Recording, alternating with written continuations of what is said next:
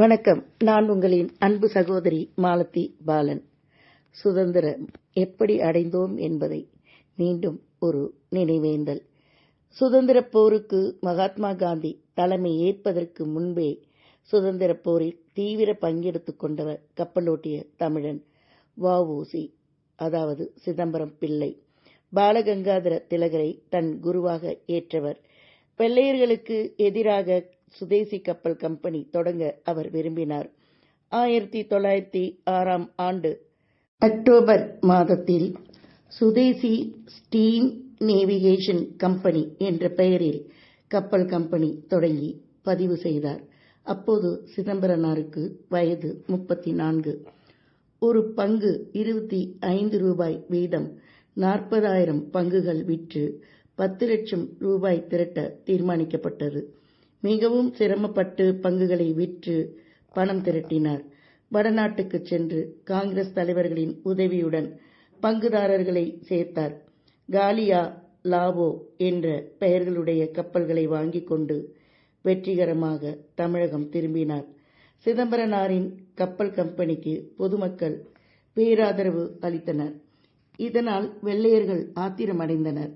அரசாங்கத்துக்கு எதிராக பேசியதாகவும் அரசுக்கு எதிரியான சுப்பிரமணிய சிவாவுக்கு அடைக்கலம் கொடுத்ததாகவும் சிதம்பரம் மீது வழக்கு தொடரப்பட்டது. இந்த வழக்கில் 1908 ஆண்டு ஜூலை மாதம் தீர்ப்பு கூறப்பட்டது.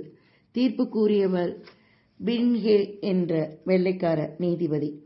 அரசு எதிராக பேசிய குற்றத்திற்காக ஓர் ஆயுள் தண்டனையும், சுப்பிரமணிய சிவாவுக்கு அடைக்கலம் தந்ததாக இன்னொரு ஆயுள் தண்டனையும் விதிக்கப்பட்டது.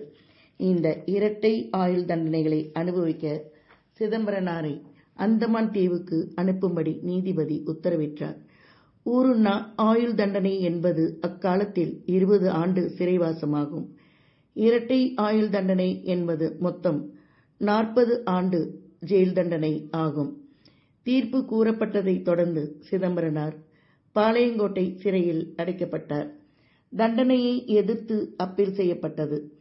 சென்னை ஹைகோர்ட் இந்த அப்பீலை விசாரித்து இரட்டை ஆயுள் தண்டனையை 6 ஆண்டு கால தண்டனையாக, அது கடுங்காவல் தண்டனையாக குறைத்தது. கோவை, கண்ணனூர் சிறைகளில் தமது தண்டனை காலத்தை சிதம்பரனார் கழித்தார். சிறையில் செக்கிழுத்தார், கல் உடைத்தார். சிதம்பரனார் சிறையில் இருந்தபோது கப்பல் கம்பெனியை பங்குதாரர்கள் கலைத்துவிட்டு கப்பல்களை விற்றுவிட்டனர். கொடுமையிலும் கொடுமையாக காலியா என்ற கப்பலை வெள்ளைக்காரர்களிடமே விற்றுவிட்டனர். தண்டனை காலம் முடிந்து 1912 டிசம்பர் மாத இறுதியில் சிதம்பரனார் அவர் விடுதலை அடைந்தார். விடுதலையான பிறகும் வ.உ.சி. பல துன்பங்களை அனுபவித்தார். அவர் வழக்கறிஞர் பட்டம் பெற்றிருந்த போதிலும் அதை வெள்ளையர் அரசாங்கம் பறிமுதல் செய்துவிட்டதால் அவர் எண்ணெய் வியாபாரம் செய்தும் மளிகை கடை நடத்தியும் பிழைப்பை போற்றினார். 1936 ஆண்டு அவர் நோய்வாய்ப்பட்டார். உடல்நலம் குன்றியது.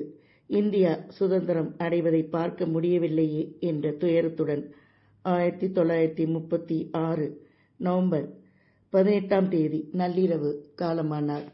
இத்தனை 1000 உயிர்கள் இந்த சுதந்திரத்திற்காக பாடுபட்டு போராடி நாம் பெற்ற இந்த சுதந்திரத்தை நம் வாழ்நாள் முழுவதும் போற்றி காப்பாற்றுவது நமது அத்தனை பேரின் கடமையாகும்.